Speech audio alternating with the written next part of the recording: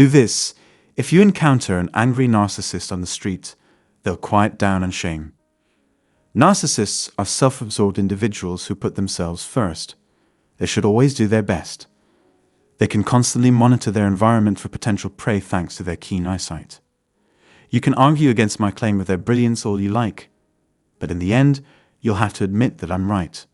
They'll give you an ironclad guarantee. Never put someone down in front of or to a narcissist if you don't want to aggravate them. Furthermore, narcissists can become enraged if you give credit to another person, believing that the spotlight should have been on them instead. You'll come to regret your actions and wish to apologize. Therefore, the existing strategy is guaranteed to send narcissists completely over the edge. However, one should only proceed if they are very sure that they will not be injured in any way. Find below some useful tips on how to handle a poisonous and bothersome narcissist. Before contacting a narcissist, it's important to be sure of your own self-worth. These strategies can be effective if you're dealing with a narcissist who is manipulative but not aggressive. Extreme narcissists are more likely to turn to violence, thus it's best to avoid using these approaches with them. Therefore, you should keep your distance from them. If you or the people with you are in danger from a violent person, please take extra safety measures. We can move forward now that we've reached an understanding. You have gained insight into the true sources of a narcissist's wrath. Sincerity must be established first. When told the truth, a self-destructive narcissist is prone to lash out in anger. I won't even try to gloss over the unpleasant details. This requires unadulterated honesty. Believe me, I come from a background where narcissism is par for the course. As for narcissists, I've dated and worked with my fair share. I now see that the reason I got on their nerves so easily was because I never held back from saying what was on my mind. When conversing with a narcissist, only the narcissist's thoughts and feelings matter. You could feel comfortable if you were in their shoes, but you shouldn't. The significance of this unexpected finding should also be taken into account. 1,000 times more powerful than a falsehood is the truth, which has its own vibrating frequency. The truth will eventually out. It's almost certain to happen now, given the state of affairs. Destructive narcissists have a hard time understanding us because we are straightforward and honest in the workplace. Despite our best efforts, our presence continues to make some folks uncomfortable. Since then, there has been a substantial improvement in accuracy throughout our industry. For narcissists, the mere thought of being exposed to that frequency is enough to send them into a whirl of fear. At the very least, this could reveal their dishonesty. For this reason, honesty with oneself is of paramount importance.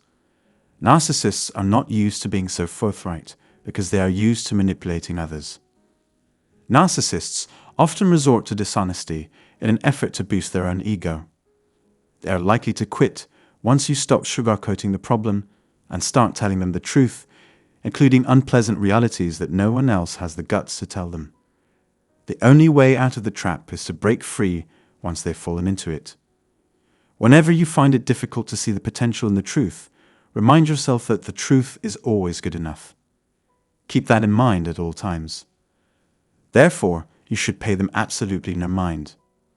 One of the most effective methods to drive a destructive narcissist insane is to ignore him or her.